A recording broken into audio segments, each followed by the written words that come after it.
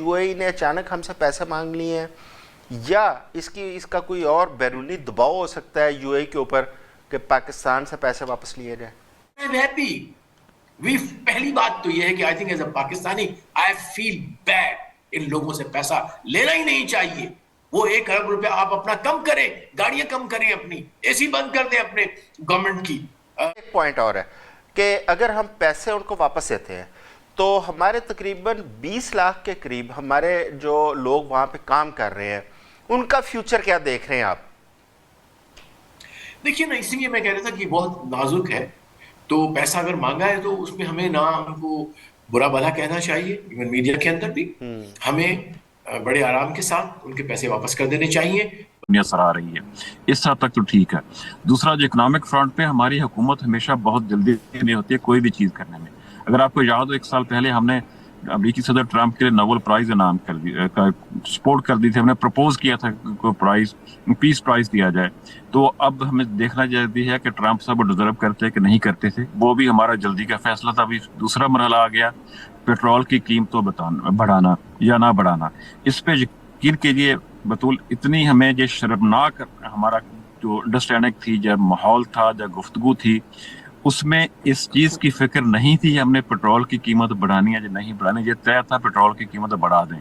فکر صرف اس چیز کی تھی جو اس پہ سبسڈی دینی ہے حکومتوں نے, وہ اس کا کریڈٹ صوبائی حکومتوں نے لینا ہے یا مرکزی حکومت نے لینا ہے. یہ بہت افسوسناک صورتحال ہے.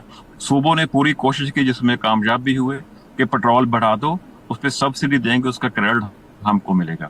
فیڈرل گورنمنٹ نے کوشش کی, بڑی سیریس کوشش کی, لیکن وفاقی حکومت کی اس سلسلے میں نہیں سنے گی. وفاقی حکومت چاہتی تھی کہ ہمیں 300 ارب روپے صوبوں کی طرف فنڈ فراہم ہو جائیں تاکہ ہم تیل کی قیمتیں ہی نہ بڑھائیں, نہ آسٹریریٹی کیمپین ہو, نہ اس پہ ایپس پہ پیٹرول ملے موٹر بائکوں کو, نہ زرعی شعبے کو پیٹرول ملے, نہ سبسڈائز پیٹرول دینا پڑے, نہ ہمیں پبلک ٹرانسپورٹ پہ جانا پڑے. ہم قیمتیں ہی نہ بڑھائیں, جو کہ نسبتاً آسان اور زیادہ ایک بہتر راستہ تھا. لیکن کم از کم 2 بڑی حکومتیں پنجاب اور سندھ ہے, انہوں نے اس سلسلے میں وفاقی حکومت کی بات نہیں مانی. انہوں نے وہی کیا جو وہ چاہتے تھے, یعنی کہ پہلے وفاقی حکومت اس پہ تیل کی قیمتیں بڑھا دے, اس کے بعد جو صوبائی حکومتیں ہیں اس پہ مختلف طریقے سے جو پبلک ٹرانسپورٹ ہے, ایگریکلچر سیکٹر ہے, یا جو غریب طبقہ جو موٹر سائیکلوں والے ہیں ان کو مختلف طریقوں سے سبسڈی دیجیے, جو کہ ہمیشہ ایک مشکل طریقہ ہوتا ہے. اس میں مشکلات بھی ہوں گی, ٹیلی فون کی جو ہمارا نیٹ کی سروس بہتر نہیں ہوتی اس کا بھی ایک اثر ہوگا, اور کرپشن بھی ہوگی. جو سبسڈی ہے وہ متعلقین تک پوری نہیں پہنچے گی. اس کے بعد جب ہم نے سارا کچھ کر لیا, پھر ایک اسٹریٹجی کیمپین آئی. اس کا اگر دیکھیں ابھی بھی اسلام آباد کی حد تک میں بڑے وثوق سے کہہ دیتا ہوں, کوئی بھی وزیر ایسا نہیں ہے جس کے قافلے میں کم از کم 2 گاڑیاں نہیں ہوتی. 3 تو ہو سکتی ہیں, 4 تو ہو سکتی ہیں. جو تھا نا کہ پروٹوکول والی گاڑی نہیں چلے گی, سیکیورٹی کی گاڑی نہیں چلے گی, اس میں سارے بیوروکریٹس شامل ہیں, اس میں سپیریئر عدالتوں کے ججز شامل ہیں, اس میں آئینی ادارے ہیں جس میں الیکشن کمیشن ہے, محتسب کے دفاتر ہیں وہ شامل ہیں.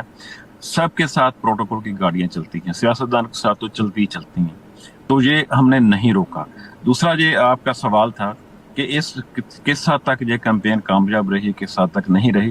گورنمنٹ کی حکومت کی سطح پہ تو ہم نے کوئی نہیں دیکھا کہ اس میں کوئی اس پہ افیکٹو عمل درآمد ہوا ہو.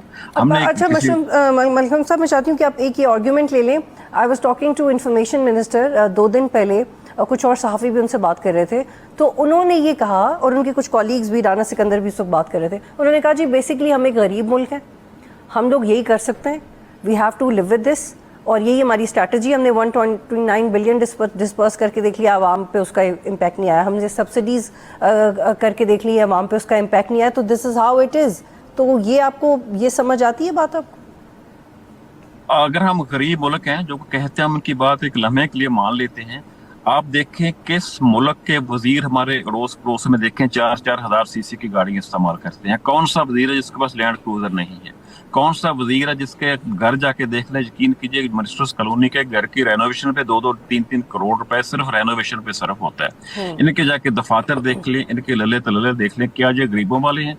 اور ملکم صاحب یہ بھی شارٹلی بتائیے گا کہ یہ جو حنیف عباسی کا بیان ہے کہ ایران کی لیڈرشپ قربان ہوئی, نہیں ہونا چاہیے تھا, ظلم ہو رہا ہے, تو پاکستانی عوام بھی کرے, تو وہ پاکستانی عوام کیوں آ رہی ہے؟ پہلے گورنمنٹ آئے نا, اسٹریٹجسٹ آئے پہلے.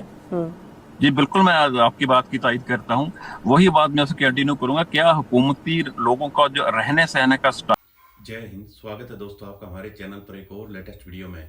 तो दोस्तों वीडियो आगे भी काफ़ी इंटरेस्टिंग होने वाली है, वीडियो को लास्ट तक जरूर देखिएगा। यूएई ने जो पाकिस्तान से जो जितने भी इनको दिए हुए पैसे थे वो वापस मांगे हैं, उसको लेकर पाकिस्तानी मीडिया की देखिएगा दोस्तों किस तरह की रिएक्शन इनका आ रहा है। और पाकिस्तानी मीडिया कह रहा है कि ऐसे इन लोगों से हमें पैसे लेने भी नहीं चाहिए थे जो कि वक्त से पहले ही पैसे वापस मांग ले।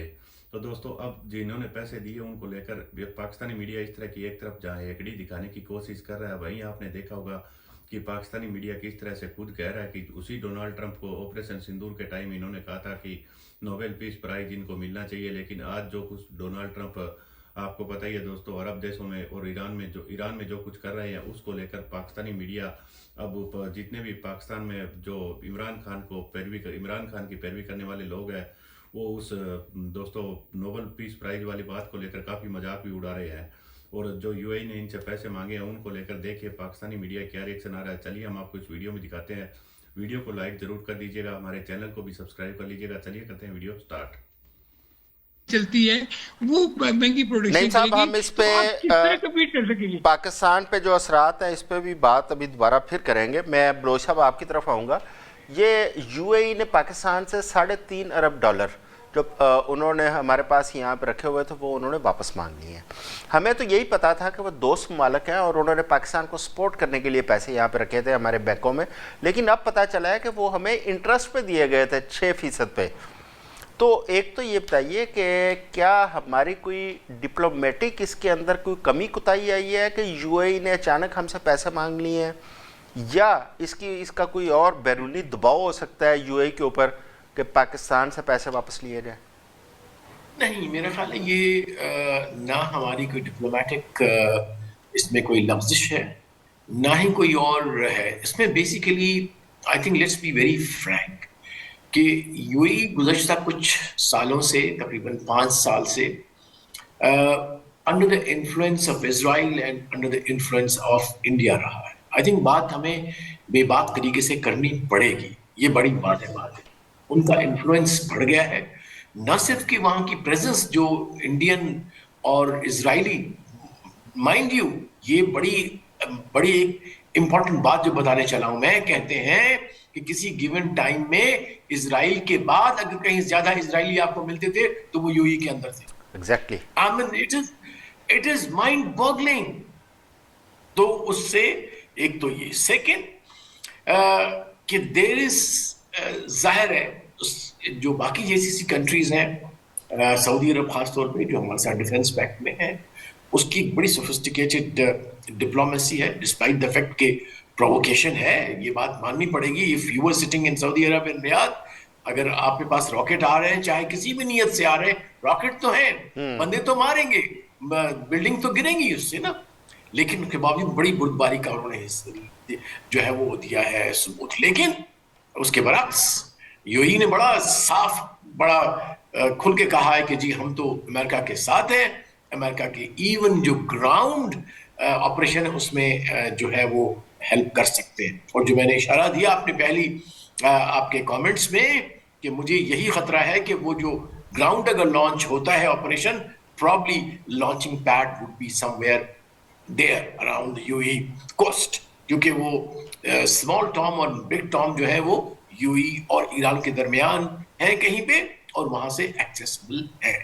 लिहाजा ये पुश ऑन पुल जो है ना वो ऐसे मौकों पे होता है, और फिर जब आप स्टैंड लेते हैं तो आजम साहब उसके लिए आपको प्राइस देनी पड़ती है। And I am happy. पहली बात तो ये है कि I think as a Pakistani I feel bad. इन लोगों से पैसा लेना ही नहीं चाहिए।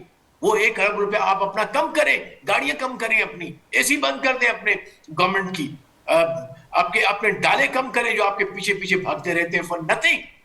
कितने क्या इनसिक्योर हैं आप लोग यार, फॉर गॉड सेक। अच्छा एक चीज बलोच साहब एक पॉइंट और है कि अगर हम पैसे उनको वापस देते हैं तो हमारे तकरीबन 20 लाख के करीब हमारे जो लोग वहां पे काम कर रहे हैं उनका फ्यूचर क्या देख रहे हैं आप? देखिए ना, इसीलिए मैं कह रहा था कि बहुत नाजुक है, तो पैसा अगर मांगा है तो उसमें हमें ना उनको बुरा भला कहना चाहिए, इवन मीडिया के अंदर भी हमें बड़े आराम के साथ उनके पैसे वापस कर देने चाहिए। बल्कि मैंने किसी जगह कहा था कि जब आप पे खुदा न खास्ता किसी इंसान पे कोई ऐसा मुश्किल वक्त आता है तो अपनी गाड़ी बेचता है, घर बेचता है, जमीन बेचता है, लेकिन अपने जो उसका जो वकार है, उसका जो क्रेडिबिलिटी है, उस पर आंच नहीं आने देता। लिहाजा एज ए गयूर कौम, I really do not think कि ये कोई इतना बड़ा है जिससे हम दुश्मनी मोल ले लें इससे। बिल्कुल ठीक है। We should even return it to Saudi Arabia before time. Ji ji Let's see. It's so bloody what अगर वो थोड़े कम हो जाते हैं, who bothers about it? अब अपने खर्चे कम करें। अभी तक अब मैं now I'm a free citizen after doing my work, so I can say अभी तक मुझे किसी गवर्नमेंट का, ना सिर्फ ये गवर्नमेंट से पहले कोई ऑनेस्ट एफर्ट नहीं लगा कि हम जो कॉस्ट ऑफ गवर्नेंस है, जो कॉस्ट ऑफ गवर्नमेंट है, जो कॉस्ट ऑफ सर्विसेज है जो गवर्नमेंट देती है, वो हम कम करें। हर दफा 10 दुगनी बहुत इंपॉर्टेंट बात की है आपने बलोच साहब के हमें पाकिस्तान के वकार की खातर हमें अपनी कॉस्ट ऑफ लिविंग और अपनी जो अशराफिया की कॉस्ट ऑफ लिविंग है उसको कंट्रोल करने की ज़रूरत है, अपने मुल्क को सही ट्रैक पर डालने की ज़रूरत है। और सबसे ज़्यादा ज़रूरी भी यही है कि हमें सबसे पहले अपने मुल्क, अपनी कौम के मफाद को मद्देनज़र रखते हुए फ़ैसले करने चाहिए। अच्छा जी, डॉक्टर इरफान साहब, इस वक्त ट्रंप क्योंकि ज़ेर बहस हैं अमेरिका के अंदर भी, अमेरिका के बाहर भी, और उनके बारे में यही कहा जा रहा है कि अनप्रडिक्टेबल है और उनकी किसी बात पे कोई भी भरोसा करने को तैयार नहीं है। दूसरा जो सबसे इम्पोर्टेंट पॉइंट जो आप ही ने उठाया कि जो मिडल ईस्ट की कंट्रीज़ हैं उनके अंदर जो अमरीकी वहाँ पे तनसीबात हैं, अमरीकी अड्डे हैं, अच्छा जो बज़ाहिर जंग चल रही है उसके अंदर अमरीका को बराह रास्त नुकसान नहीं है, नुकसान तो सबसे ज़्यादा ये मिडल ईस्टर्न कंट्रीज़ को है। तो आप क्या समझते हैं कि इस जंग की वजह से ये मिडल ईस्ट से ये अड्डे ख़त्म हो जाएंगे? तो दोस्तों उम्मीद करता हूँ आपको वीडियो काफ़ी अच्छी पसंद आई होगी। हम आपके लिए पाकिस्तानी मीडिया की अब दोस्तों हमारी कोशिश यही रहेगी कि ज़्यादातर पाकिस्तानी मीडिया की एक से एक बढ़िया और इंटरेस्टिंग वीडियो लेकर आते रहें और ज़्यादा से ज़्यादा पाकिस्तान के मेन स्ट्रीम मीडिया की वीडियो हो।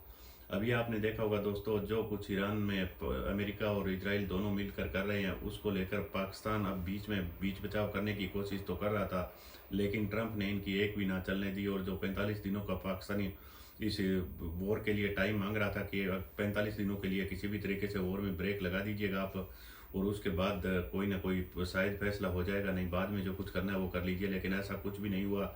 और पाकिस्तानियों को दोस्तों इस वार का सबसे ज़्यादा नतीजे इनको भुगतने पड़ रहे हैं, क्योंकि ये जितना भी डीजल पेट्रोल इधर से मांग तांग कर काम चलाते थे, तो अब युद्ध जैसी स्थिति में दोस्तों आए दिन कच्चे तेल के दाम आसमान छू रहे हैं और पाकिस्तान वैसे भी पहले भीख पर चल रहा था। इनको दोस्तों भीख मांगने के लिए एक बिल्कुल शांत माहौल चाहिए। जब मेले में अफरा तफरी मची हो तो कौन किसको भीख देने की किसको पड़ी है और किसको, सब दोस्तों अपनी अपनी जान बचाने में लगे हुए होते हैं। ठीक वैसा ही पाकिस्तानियों के साथ हो रहा है।